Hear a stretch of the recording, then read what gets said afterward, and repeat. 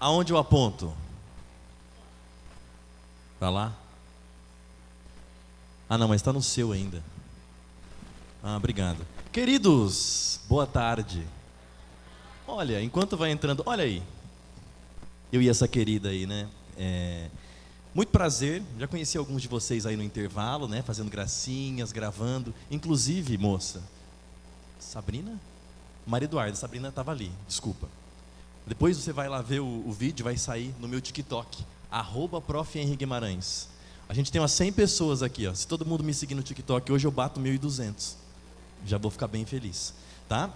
Então, depois vocês olham lá, a gente vai editar o vídeo fazendo a bagunça, tá? Não precisa ser agora para concentrar na aula, mas eu sou TikToker. Não tem dança, não tem vídeo sem camisa, só alguns.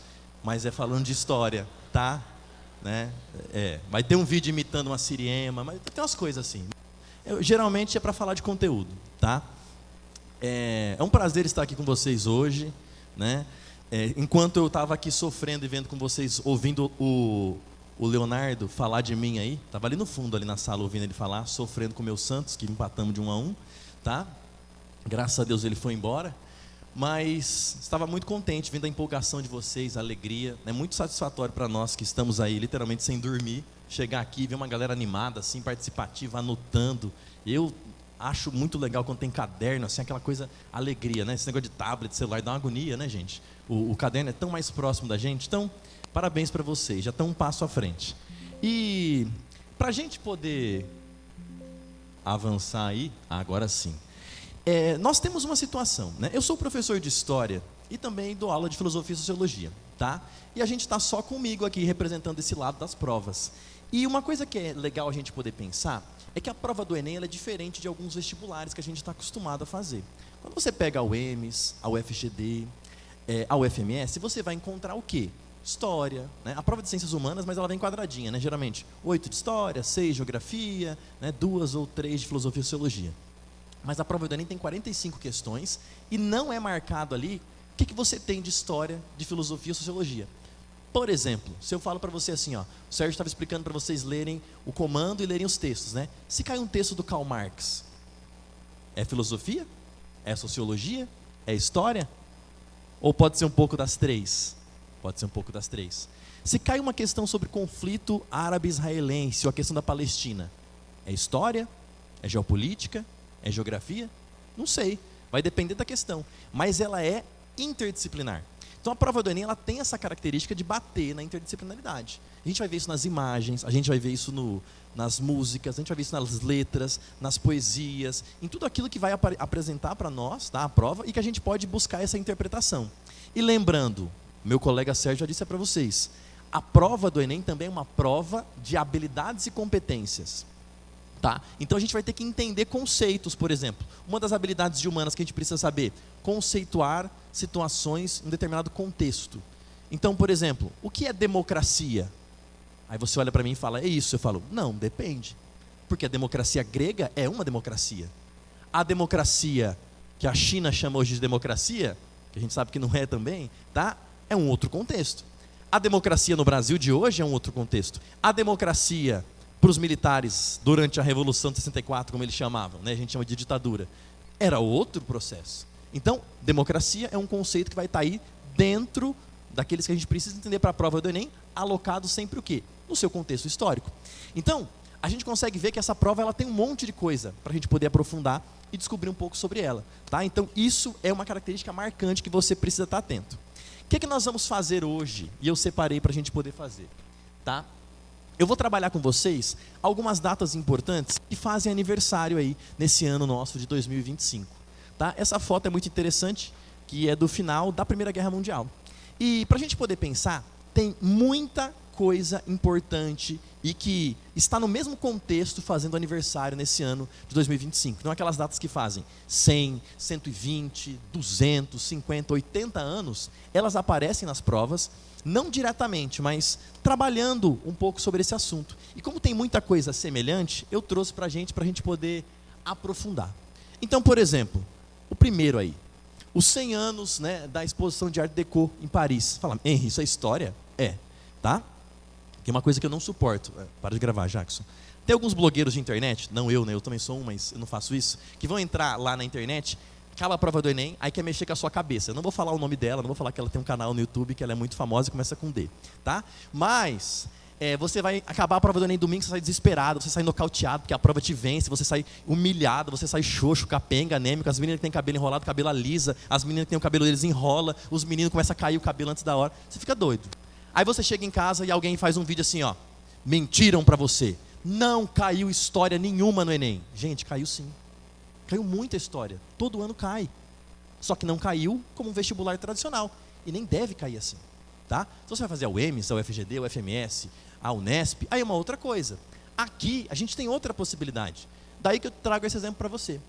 100 anos atrás, em Paris, foi feita uma exposição, tá, que popularizou para nós e popularizou um dos estilos que eu acho mais bonitos, se a gente pensar na lógica da arquitetura, que no Brasil ele ganha muito crescimento nas décadas de 20 e 30, tá, que é o Art Deco. Então você vê, por exemplo, uma estrutura aí que a gente pode pensar, que é o Art Deco no Brasil, e é símbolo da Era Vargas, o Cristo Redentor, uma das 7 maravilhas do mundo, um patrimônio, né, da humanidade, reconhecido pela Unesco, Art Deco, tá? A gente vê isso em marquesas de rua, a gente vê isso em prédios, em construções. Aqui no nosso estado a gente quase não vê, porque somos um estado novo, somos um contexto onde pouca coisa a gente vê de influência Art Deco. Lá em Campo Grande, de onde eu venho, alguns prédios antigos ali, algumas casas, têm algumas características desse Art Deco, com simetrias, fachadas, tá? Mas de maneira geral a gente acaba não vendo tanto. Mas ó, isso aí dá uma baita questão de história. Como que eu relaciono o Art Deco e a arquitetura entre o período entre guerras? Muito legal. Cara de Enem, né? Contexto de interpretação. Como é que a gente pensa também, esse segundo tópico para nós aí? Os 100 anos da publicação de um livro chamado A Minha Luta, né, traduzindo do alemão para o português, o Mein Kampf. Esse livro é escrito por ninguém, nada mais, nada menos do que Adolf Hitler, que ele escreve esse livro enquanto ele fica preso, quando ele tenta dar um golpe na Alemanha para assumir o poder e não consegue. Ele é preso, fica na cadeia e escreve esse livro. E esse livro, tá, ele basicamente ele faz o quê? Ele comenta tudo aquilo que a gente sabe e conhece e os vários horrores que o nazismo criou. Tá? Então, por exemplo, a lógica eugênica, a perseguição aos judeus, aos homossexuais, aos ciganos, entre outros grupos étnicos que existiam na Europa. Tá? Então ali ele cria essa base de construção de conhecimento que vai ser o quê? Tá? A própria base antissemita. Então dá uma baita questão. E se você reparar, eu vou passar um outro slide daqui a pouco, mas tem um monte de datas importantes que relacionam com a Segunda Guerra Mundial. Então se você está aí, né, querendo sair daqui com alguma coisa que eu posso te falar que eu acho interessante, é que tem muita coisa de Segunda Guerra para ser cobrado. E Segunda Guerra não é um assunto tão presente assim no Enem, com tanta frequência como outros. Mas esse ano tem muita coisa legal que dá para cobrar. Por exemplo, o próprio encerramento da Segunda Guerra Mundial. E quando encerra a Segunda Guerra Mundial, a gente começa a chamar esse período de Guerra Fria. Tem mais coisa para a gente poder trabalhar. Quando a gente encerra a Segunda Guerra Mundial, o mundo olha e fala assim, acho que a gente deu uma pesada, né? Acho que agora a gente fez muita coisa errada, para não falar palavrão aqui, que eu tenho costume de falar bastante. E aí a gente começa a ter que ressignificar as nossas bases de pensamento. E a gente fala assim, ó, cara, a gente vai ter que colaborar para uma sociedade ser mais construtiva, para ela ser mais democrática, mais participativa. Pelo menos a gente esperava que era para ser assim, né? E aí a gente vai lá e cria uma organização das Nações Unidas, a ONU, tá? Que vem para tentar resolver esse problema que é a instabilidade do mundo, para os países conversarem entre eles. Mas que a gente vê ainda, se a gente pudesse fazer uma crítica e pensar na ONU hoje, tá? Pensando numa lógica de atualidades com você, que a ONU ainda está com alguns problemas, né? Ainda não está conseguindo resolver tudo. Tem muito conflito aí no mundo. Vi de exemplo Rússia e Ucrânia. Vi de exemplo para você também a questão, né, árabe-israelense, com a questão da Palestina, né, o genocídio que está em curso. Então, assim, muita coisa para a gente poder pensar, tá? Que a ONU ainda precisa trabalhar e deve nesse contexto. Mas, ó, ela foi criada nesse mesmo contexto. Beleza? Tem mais coisa? Tem. Coloco para você 40 anos do final da ditadura militar no Brasil, tá? Lá em 85, terminando. E por que isso é importante? Sabia, se eu pegar o mapa do Enem e mapear as questões desde 2019, tá? Até a prova do ano passado, o assunto que mais caiu na prova do Enem em todas as edições da prova de Ciências Humanas é ditadura militar. Tá? Dá uns 22%, assim. 22, 23%, mais ou menos. Eu não trouxe os dados porque fica chato, né? Ficar falando de número. Deixa as coisas chatas para matemática do Pascoaloto, tá? E eu também não sou bom de números. Mas, assim, tem muita coisa interessante. Aparece sempre. Então, por exemplo, já caiu uma questão, tá? Do Zé Ramalho. Uma música que fala: "Ê, ô, vida de gado, povo marcado, ei, povo feliz." Você fala, O que é isso? E ele perguntava, por exemplo, a crítica que o Zé Ramalho está fazendo ali. Que ele está falando, por que ele está chamando o povo de gado? Por que está falando que o povo é marcado? Por que o povo segue feliz? Ele falava sobre a passividade das pessoas em relação ao regime, que vinha torturando, matando e vitimando muita gente. Já caiu questão, por exemplo, falando de lei da anistia. Já caiu questão falando de jornal, de censura, de perseguição. Anota, porque depois vocês anotam e falam que eu virei um guru, né? Mas esse ano, tá? Comemora-se também 50 anos, comemora-se não, né? Se relembra, porque isso é algo para se ter vergonha, do assassinato do Vladimir Herzog, um dos mais importantes jornalistas na época do contexto da ditadura, âncora da TV Cultura, que foi assassinado porque foi prestar um depoimento. Você talvez não está lembrado, mas você tem certeza que você lembra de uma foto que tem desse jornalista pendurado em uma janela que era mais baixa que ele. E ninguém se enforca numa altura mais baixa que si, ela tem que ser mais alta. Por isso que você vê naqueles filmes que tem aquela forca, o cara derruba o banquinho e o cara cai. O Herzog foi dar um depoimento e ele acabou sendo assassinado e os caras penduraram lá para forjar a morte dele. Mas na época, ninguém acreditou. E aí foi a primeira manifestação pós AI-5. Primeira manifestação para dizer o seguinte, olha, esse camarada aí foi assassinado, hein? A gente está de olho. Enfim, tá? Então é uma situação interessante para a gente poder pensar. Beleza? Então, acho que isso é um bom tema também para a gente poder pensar. Quer ver uma outra coisa que é história pra caramba e as pessoas desmerecem? O primeiro ano, no caso ano passado, tá, da comemoração e agora para esse ano oficialmente, em todo o território nacional, do Dia da Consciência Negra. Né? Por quê? Se a gente parar para analisar, você começa a pensar na sua cabecinha aí, de janeiro a dezembro. Pensa os feriados que tem na sua cidade, no seu estado. Todos esses feriados, nenhum deles faz referência à população negra no Brasil. Nenhum rememora o maior grupo étnico presente no país que você vive. Mais de 50% da população. Nenhum conta alguma história sobre esses caras que participaram, construíram, edificaram o país. Nenhum. Lembra, eles são geralmente datas de cidade, aniversário de cidade. Por exemplo, data relacionada à questão religiosa, sobretudo católica no Brasil. São datas, por exemplo, relembrando questões políticas, como Tiradentes. E não tem nenhum feriado que fale, por exemplo, sobre a memória e a luta e a resistência afro-brasileira no país, que é o país que mais tem presença negra no mundo, fora do continente africano. Porra, olha isso. É gigantesco ter um feriado nacional como esse. Tá? É importantíssimo para a gente marcar. Não só para não ter aula na escola, para faltar, para não ir trabalhar, não é isso. Tá? Mas para marcar e falar o seguinte, esse dia é importante, as pessoas precisam saber por que tem isso. Tá? E isso é muito interessante, foi feito agora. Tranquilos? Outro assunto. Sabe qual que é o top 2 de assuntos que mais caíram na história do Enem de 2009, quando começou a prova, até o ano passado?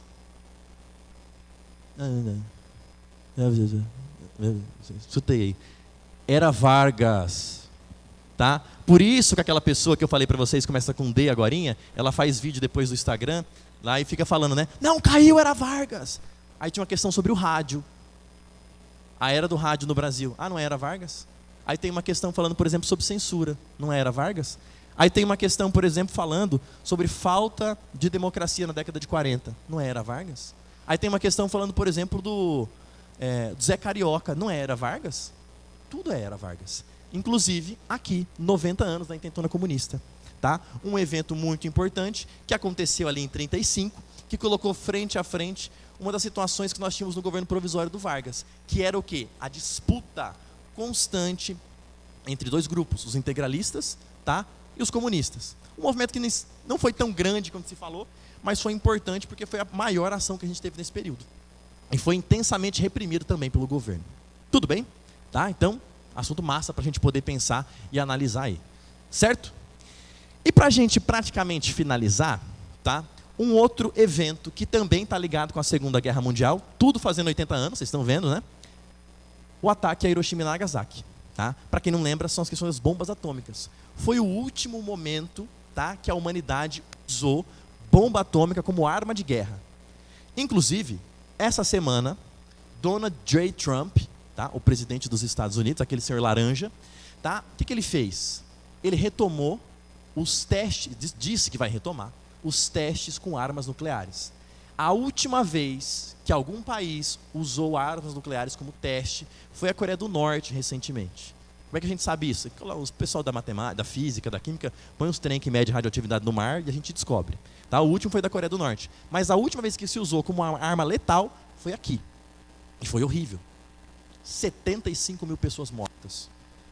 Tá? Fora as outras que vão morrer depois, pela radiação, com câncer, né? E uma série de outras doenças que vêm. Depois você explica, tá? Eu não sei.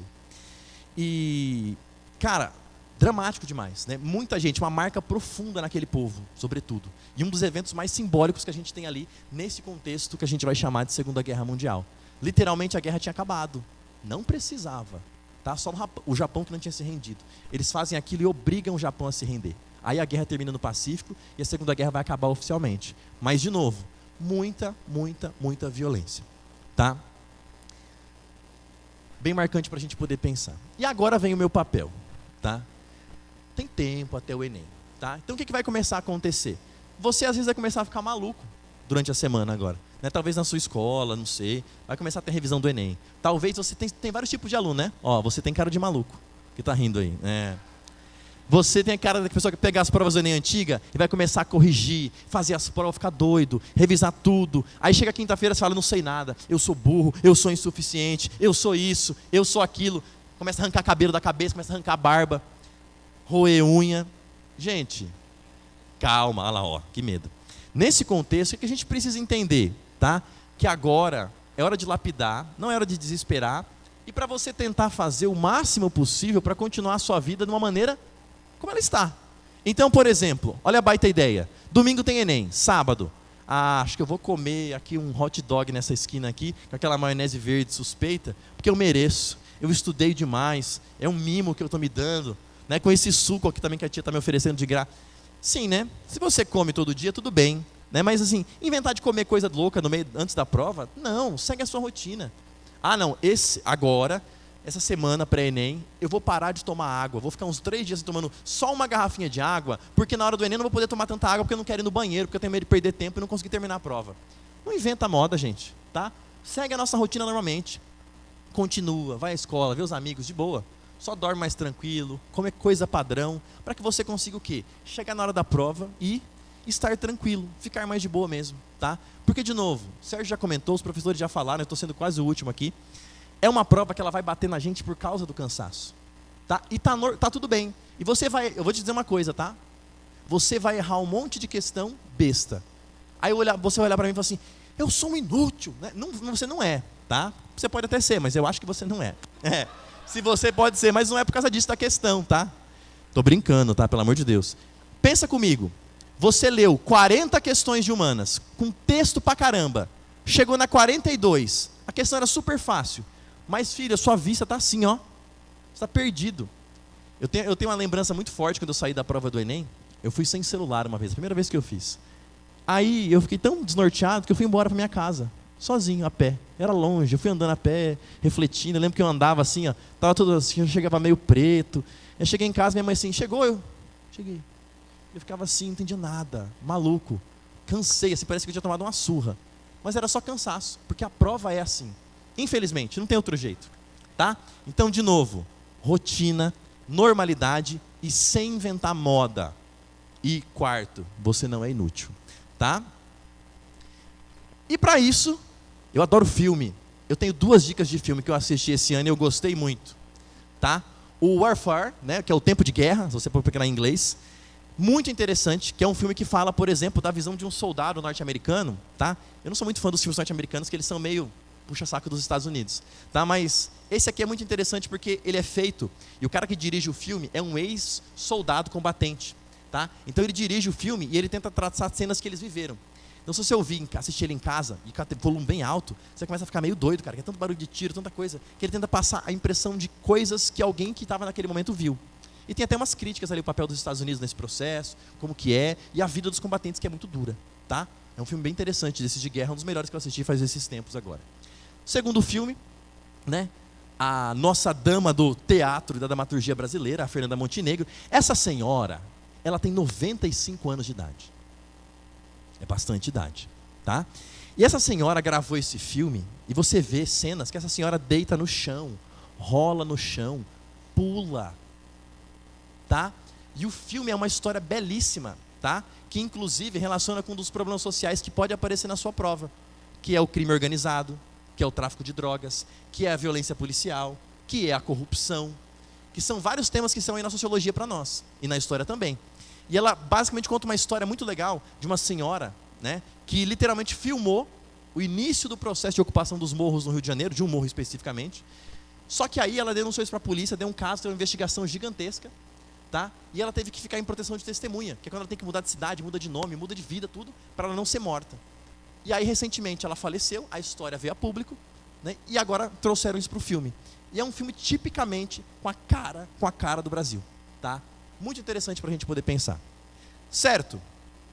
E aí, tá dada a dica, tá? Eu desejo para vocês uma excelente prova. Calma que eu não estou indo embora, tá? Aqui está o merchan das minhas redes sociais, você pode me conhecer lá depois, tá? Tem no Instagram, tem no TikTok. Mas ficou incumbido a mim uma coisa muito legal. É uma ou duas? Eu vou sortear essa aqui, eu achei mais bonita. Eu estou aqui com uma caixinha de som JBL original, Gold 3, Bluetooth, pendrive não tem não. Tem uma caneta da Unifron, cê é louco. Tem um bloco de notas e a JBL, que é só o acessório, né? Eu sou muito mais a caneta da Unifron. E nós vamos sortear isso aqui, né? Para quem está acompanhando aí também, nós vamos sortear aqui a JBL, tá? Baita prêmio. Só que tem um problema, né? Como é que a gente vai sortear isso? É por número? Mas ninguém me falou. Eu faço uma pergunta, então? Ó. Vou fazer uma pergunta histórica, hein? Tem que puxar a sardinha pro meu lado. Eu não falei ali, ó. E vou fazer isso agora. Tem 50 anos que terminou a Guerra do Vietnã. Tá? E quando guerras terminam, o que acontece? Para as guerras terminarem, a gente precisa fazer acordos de paz, tratados. Então, quando toda a guerra termina, tem um tratado para acabar com a guerra. Qual é o nome do tratado que finda a Guerra do Vietnã? Quer chutar? Não. Ela falou Versalhes, não. Fala. Não. Fala de novo.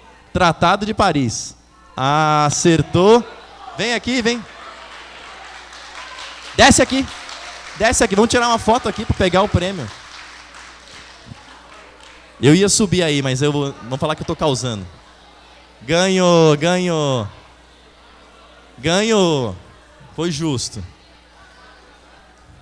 O Girelli vai fazer uma de química bem difícil, aí para a galera de exatas vocês acertam depois.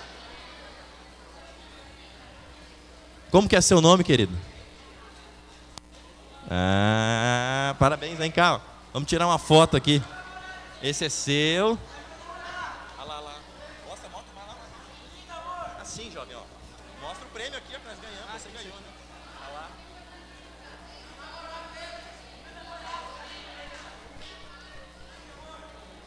Valeu, William. Abração. Boa prova. Gente, um beijo. Até uma próxima oportunidade. Vejo vocês no meu TikTok, tá? Beijo.